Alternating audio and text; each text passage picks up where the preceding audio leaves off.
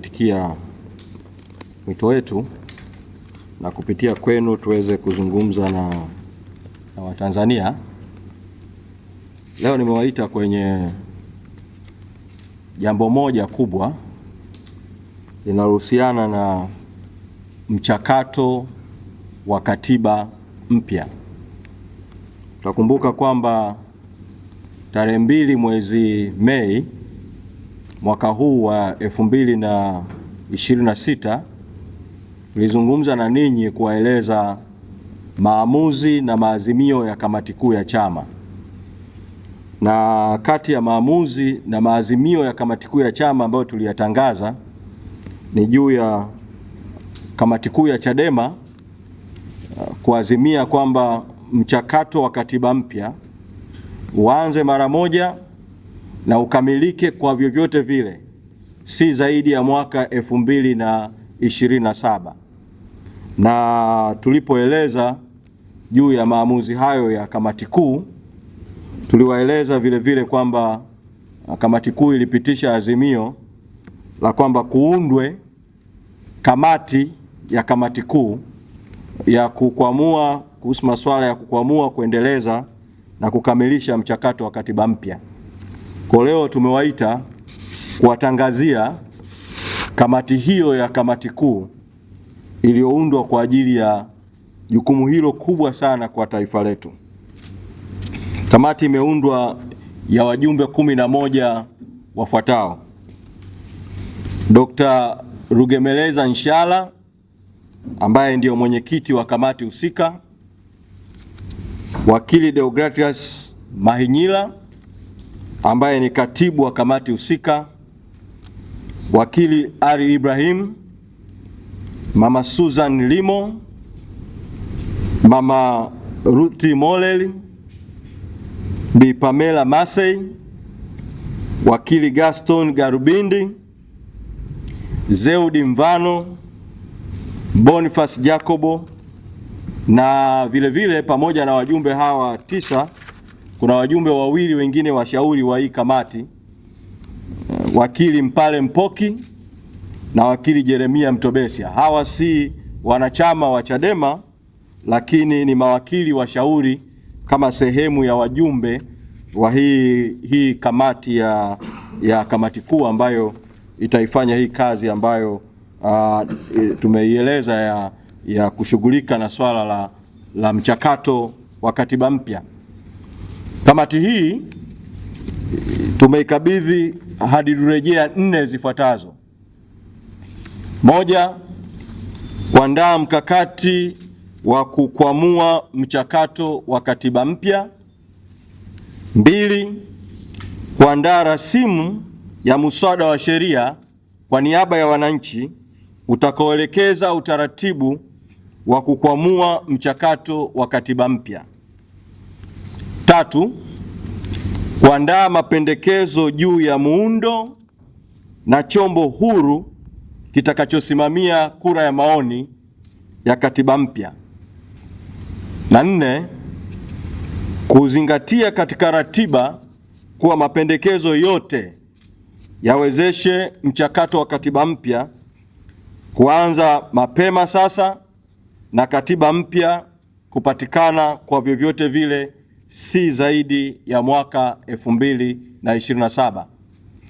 Kwa kamati hii mara baada ya kuteuliwa kwake imekwisha anza kazi na leo tunaitangaza kwa umma rasmi ili iendelee na kazi ambayo ilianza ndani, kwa sababu kamati hii pamoja na kuwa ni kamati ya kamati kuu ya Chadema, kwa kuwa katiba mpya ni swala la kitaifa, ni swala la nchi, kamati hii itafanya kazi vile vile ya kukutana na wadau mbalimbali muhimu katika nchi yetu.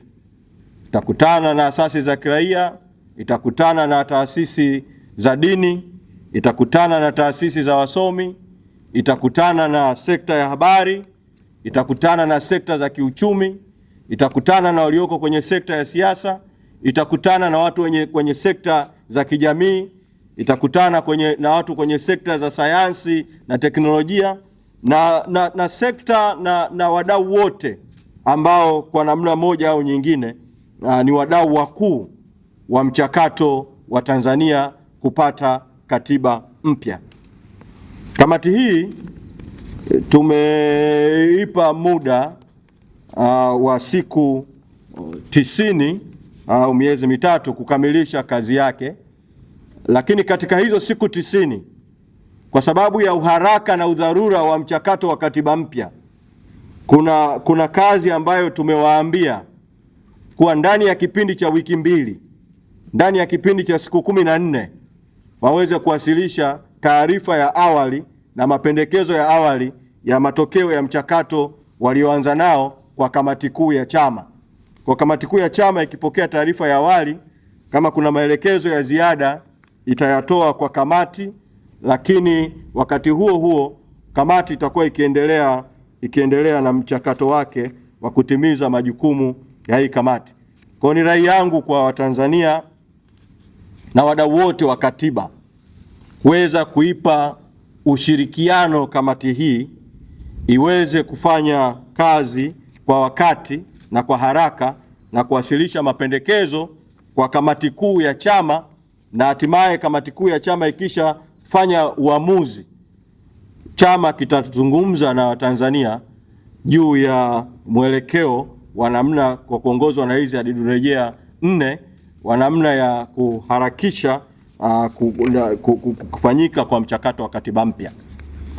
Ni vyema ikaeleweka kwamba kazi ya kamati hii haizuii wala haiathiri kazi kubwa ambayo chama kwa ujumla wake kinafanya kupitia operation ya katiba mpya Free Tundu Lissu, ambayo tunaendelea nayo awamu ya pili. Kesho tunaanza mikutano ya hadhara ya awamu ya pili na tutaendelea. Kwa wakati chama kikifanya kazi ya kuwaunganisha wananchi kupitia mikutano ya hadhara, kuunganisha nguvu ya umma kupitia mikutano ya hadhara, kuunganisha umma kupitia njia nyingine za mawasiliano ikiwemo mitandao ya kijamii, kuunganisha umma kwa njia mbalimbali ambazo viongozi wakuu wa chama na chama kwa ujumla wake kwenye mabaraza kanda inachukua kuhakikisha kwamba katiba mpya inaanza kwa haraka na inakamilika kwa wakati. Hii kamati itakwenda kufanya kazi ya kiufundi kwa kuongozwa na hizi hadidu rejea 4 nilizozungumza. Na nitumie fursa hii kwa sababu ya ukubwa na uzito wa jambo hili la katiba mpya ambalo ndio jambo kipaumbele katika taifa letu, kueleza tu kwamba tunasikitishwa sana na kwamba bajeti ya serikali kuu iliyowasilishwa bungeni, ambayo mjadala wake unaendelea hivi sasa, haina bajeti ya kipaumbele kikuu kwa maendeleo ya nchi Tanzania kupata katiba mpya itakayotengeneza mfumo mpya wa uongozi, mfumo mpya wa utawala, mfumo mpya wa uwajibikaji, mfumo mpya wa haki, mfumo mpya wa maendeleo ambao utachagiza maendeleo kwenye sekta zote za kiuchumi, za kijamii na sekta zote nchini, kwa kuhakikisha kwamba tunakuwa na utawala ambao mifumo yake inawezesha nchi kutumia vizuri rasilimali za nchi na kutumia vizuri nguvu kazi ya watu katika kuharakisha kasi ya maendeleo. Sasa hiki kipaumbele kikuu cha katiba mpya hakipo kabisa katika bajeti ya serikali iliyowasilishwa bungeni, hakipo kabisa katika mjadala unaoendelea katika bunge linaloendelea huko Dodoma, mjadala huo ambao kwa kutozingatia haya matakwa ya wananchi na chombo chenyewe ni mjadala uliokosa uhalali kabisa, ni mjadala batili kwa kukosa kuzingatia matakwa na maoni ya wananchi. Kwa hiyo tunatoa mwito kwa mamlaka zote, serikali, kwa Samia Suluhu Hassan, tunatoa mwito kwa bunge, pamoja na kuwa hatukubaliani na lilivyochaguliwa, lilivyoingia kwenye utawala, kutoa majibu pande zote hizo mbili. Ni kwa nini bajeti ya katiba mpya sio sehemu ya bajeti iliyowasilishwa bungeni, na ni lini katika mkutano wa bunge unaoendelea, ni lini itaingizwa bajeti ya katiba mpya kwa ajili ya Tanzania kupata katiba mpya. Tunatambua kwamba mapungufu ya bajeti inayoendelea kujadiliwa bungeni ni mengi na makubwa sana, lakini nataka kusisitiza ile katiba mpya. Tunajua kwamba kilio kikuu cha wananchi ni kupanda kwa bei ya bidhaa, kupanda kwa ugumu wa maisha, baada ya kwanza nchi kuingia kwenye madhara yatokanayo na uchaguzi haramu wa mwaka 2025 na baadaye vita iliyotokea kati ya Irani na Marekani na madhara yake ya kwenye kupanda kwa mafuta kwenye soko la dunia. Tunajua kwamba wananchi wamebebeshwa mzigo mkubwa wa gharama za maisha na kupanda kwa bei ya bidhaa. Na sisi Chadema, kwa kutambua hiyo kero kuu ya wananchi ya ugumu wa maisha na kupanda kwa bei, tulipendekeza mapema sana bei ya mafuta ilipoanza kupanda kwamba serikali ishushe tozo, serikali ishushe kodi na itoe ruzuku kwenye mafuta ili bei ya mafuta ishuke, gharama za maisha zisipande kwa wananchi.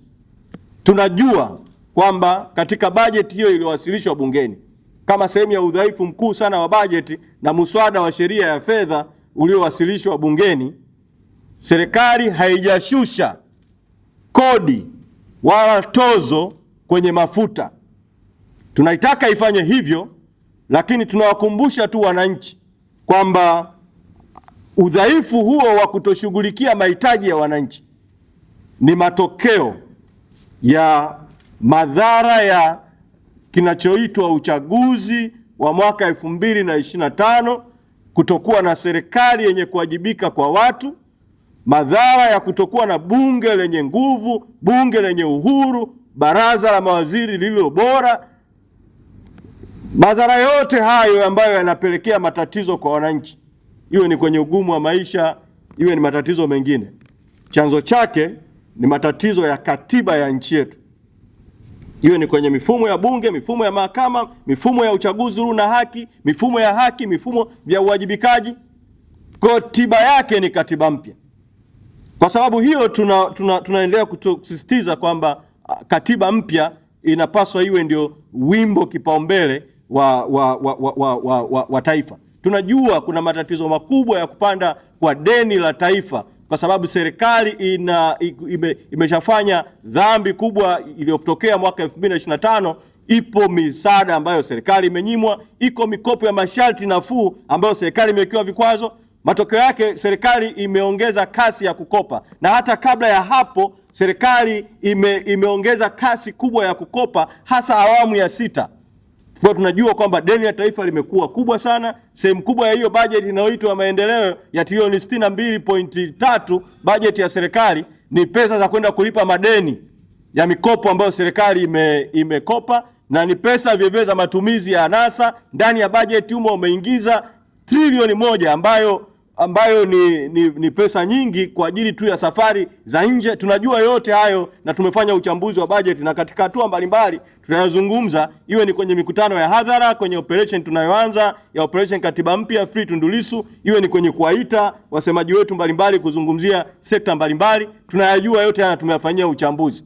Lakini tunataka kusisitiza kwa taifa, kipaumbele kikuu cha mjadala kinapaswa kiwe katiba mpya. Takumbuka ripoti ya Chande, tume ile ya kuchunguza kuhusu mauaji na vurugu zinazodaiwa vurugu zilizotokea Oktoba 29, pamoja na udhaifu wa ripoti, ilisema katika chanzo kimojawapo kikuu ilisema ni madai ya wananchi ya katiba mpya. Chanzo kimojawapo kilisemwa ni madai ya wananchi ya kukosa uchaguzi huru na haki. Ilisemwa chanzo kimojawapo kikuu ni kukosa uwajibikaji wa viongozi. Yote hayo yalisema kwenye vyanzo. Lakini baadaye ripoti ikaacha vyanzo, ikashughulikia vichocheo, ndio ikaanza kushughulika nayo. Sasa sitaki kuingia kwa leo kwenye huo mjadala. Nataka kusisitiza hivi kwamba pamoja na udhaifu wa hiyo ripoti, kama ripoti iliona chanzo kikuu cha matatizo katika nchi yetu ni katiba mpya, ni kukosa uchaguzi huru na haki, ni kukosa uwajibikaji wa viongozi, tiba ya vyanzo hivyo, ambapo ndio ingekuwa kushughulikia mzizi wa matatizo katika taifa, ni kwenda kushughulika na jambo la katiba mpya. Kwa hiyo tunataka mjadala wa kitaifa, iwe ni kwenye bunge ambalo lina mapungufu linaloendelea Dodoma, iwe ni mjadala wa umma. Mjadala ni katiba mpya kwanza, katiba mpya sasa.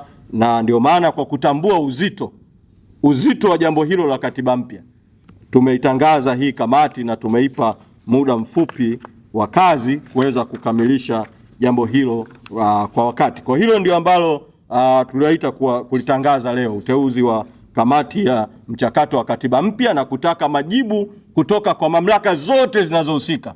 Ni kwa nini bajeti ya katiba mpya haipo sehemu ya bajeti, na ni lini katika mkutano wa bunge unaoendelea, ni lini bajeti ya katiba mpya itaingizwa kama sehemu ya bajeti, sababu hiki ndio kipaumbele kikuu. Kwa katika hatua sasa, nikaribishe kama kuna maswali tu. Kama kuna maswali, karibu. Nimeona mkono hapa.